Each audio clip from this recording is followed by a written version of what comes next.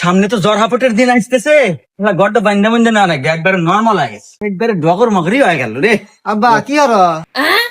আরে কইস না, যে সামনে তো জ্বর হাপটের দিন আসতেছে, গড়টা তো বাঙ্গা চুরা শেষ, এখন তো বান্দা বুন্দা নাকবো এটা দেখতেছি। আব্বা আমরা কি ভাঙাচোরা ঘরে থাকি, তুমি বড় লোক ব্যাপারও নাই, ধনী ব্যাপারও নাই, বিল্ডিং বাড়ি থাকবি, এসি রুমে থাকবো, মজাই আলাদা।